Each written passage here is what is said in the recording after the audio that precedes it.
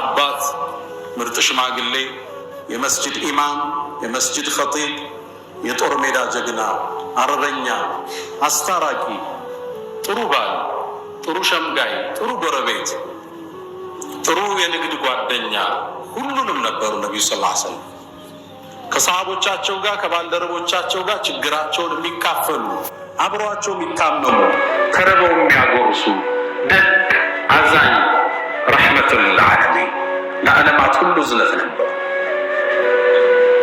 ቡኻሪ ላይ በተዘገበው ሐዲስ ጃቢር ብኑ ዓብድላህ አንድ ስብዕናቸውን ይገልጥልናል።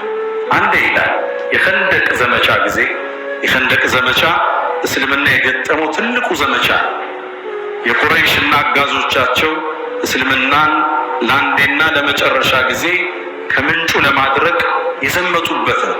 አሕዛብ ብሎ ጠቅሶታል አላህ። ጭፍሮች ወደ መዲና ሲመጡ መዲናን ለመከላከል መልእክተኛው አንድን ስትራቴጂ ቀየሱ። ጉድጓድ ተቆፈረ። ከተራራ ጫፍ እስከ ተራራ ጫፍ ጉድጓድ እየቆፈሩ ያለ በቁፋሯቸው ላይ ትልቅ አለት ገጠማቸው። ያ አለት ተሰብሮ ካልወጣ ጠላት በፈረስ ዘሎት ሊወጣ ይችላል። ሰሃቦቹ ሞከሩ፣ ለፉ፣ ጀግኖቹ ገቡ፣ ጡንቸኞቹ ገቡ፣ ሊሰብሩት አልቻለም። ወደ ማን ተመለሱ? ወደ ነቢዩ መሐመድ ሰለላሁ ዐለይሂ ወሰለም። የአላህ መልእክተኛ ትልቅ ቋጥኝ ገጠመን፣ መስበር አልቻለም። ፈቃለ ነቢይ እኒ ናዝል መጣው። ረሱሉም ተሰየሙ ከመሃላቸው። ከታች ሽርጥ አገልድመው ነበር፣ ከላይ ፎጣ ጠፍተዋል። መዶሻውን ተቀበሉና ቢስሚላህ ብለው አንዴ ሲመቱት ብትንትኑ ጠፋ። ይሄ ድንጋይ ይሄ ክስተት ሌላ ክስተት ወለደ። እጃቸውን ሲያነሱት ሆዳቸው ተገለጠ። ሆዳቸው ሲገለጥ ሰሃቦቹን ያሳዘነ ክስተት አዩ። ለካ መልእክተኛው ርቧቸው ነበር። ረሃባቸውን ለማስታገስ ድንጋይ ሸብ አድርገውበት ነበር ሆዳቸውን ነቢዩ ዓለይሂ ሰላቱ ወሰላም። ይህ ክስተት ሲያይ ጃቢር ብኑ ዓብድላህ አልቻለም። ከነቢዩ አስፈቀደና ወደ ሚስቱ ሮጠ።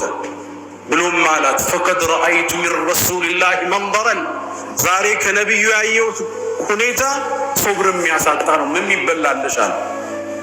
ጃቢር ምን ይላል? 3 ቀን ሙሉ ይላል በጠላት ታጥረዋል። ምግብ አልቀመስንም ውሃ ቢሆን እንጂ።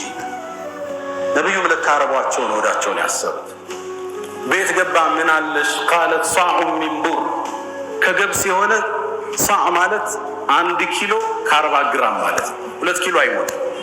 ገብስ አለን ፍጭው አላት። ሲፈጭ አንሳ አላለች፣ ፍጭው። ዳቦ ጋግሪ።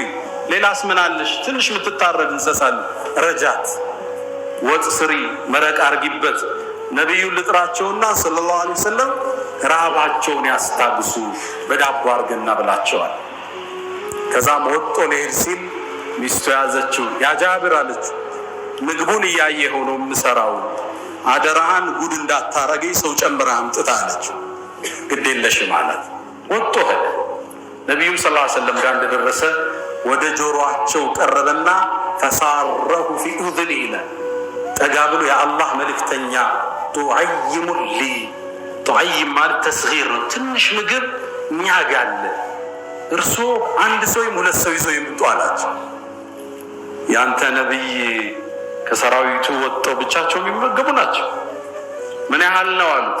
አይ 1 ኪሎ ተኩል ገብስና ትንሽ ስጋ አለች። ቆሙ። የአላህ መልእክተኛ ሰራዊቱን አናገሯ። እናንተ ሰራዊቶች ሆይ ያ ማዕሸረ አልሙሃጅሪን ወልአንሳር ዛሬ ምሳ ጃቢር ቤት ተጋብዛችኋል አለ። ጃቢር ጠፋዋል። ሾልኮ ወጣ። ወደ ሚስቱ ደረሰ። ዛሬ ጉድ ተሰራንልሽ። ምን ገጠመ? ነቢዩ ሰራዊቱን አስከትለውት መጡ ሰለላሁ ዐለይሂ ወሰለም። ደነገጠች። አላስጠነቀቅኩም ነበር እንዴ አለች። ሚስቶች እንግዳ ሲበዛ ይፈራሉ። ይበቃ ጭንቀት ነው እንግዳ ወጡ እስኪነሳ ድረስ። እንዳትፈርድባችሁ ያኔ ቢበሳችሁ። አላስጠነቀቅኩም ነበር? አዎ። ነግረሃቸዋል ምን ያህል ምግብ እንዳለ? አዎ። ይሄን አውቀዋል? አዎ። እንግዳማ ራሳቸው ያውቃሉ አለች። ከዛም ጃቢርን አስጠሩትና እኔ እስክመጣ ሊጡ ከእቃው እንዳይነሳ ስጋው ከሚጠበስበት እንዳይወርድ አሉት። መልእክተኛው ዓለይሂ ሰላቱ ወሰላም ሰራዊቱን አስከትለው ወደ ጃቢር ቤት ሰልፍ። ቤትም እንደገቡ ምግቡን አሳዩኝ አሉ። ሊጡግ እንደደረሱ ዱዓ አደረጉ። አላህ እንዲባርክ ስጋውንም ዱዓ አረጉበት። የጃቢር ሚስት አብራ ቂጣ መታጋግርሽ አምጪ አሏት። አንዲት ቂጣ አይደል እንደምትሆኑ አመጣች። እሷ ማጋዥ መልእክተኛው አለይሂ ሰላቱ ወሰላም ስጋውን ሲጠበስ ያነሳሉ። ቂጣው ተጋግሮ ይሰጣቸዋል። ቂጣው ላይ ስጋውን መረቅ እያፈሰሱ ጃቢርን ጠሩት። 10 እያረካ አስገባቸዋል። 10 ሰሃባ ይገባል። ቂጣና ስጋ ይቀርብለታል። ያን በልቶ ወጥቶ ሄደ። 10 100 ዙር ሰሃባ ገባ። ስንት ነበራችሁ አሉት ለጃቢር። 1000 ነበር ነው ይላል። ወላሂ በአላህ ይሁንብኝ ይላል 100 ሺህ ብንሆን ይበቃል ነበር ይላል ጃቢር። እዚህ ጋር ሰብእናቸውን ተመልከቱ። 1000 ሰሃባ እስኪበላ ረሱሉ ኪችን ውስጥ ናቸው። አልወጡም ነበር።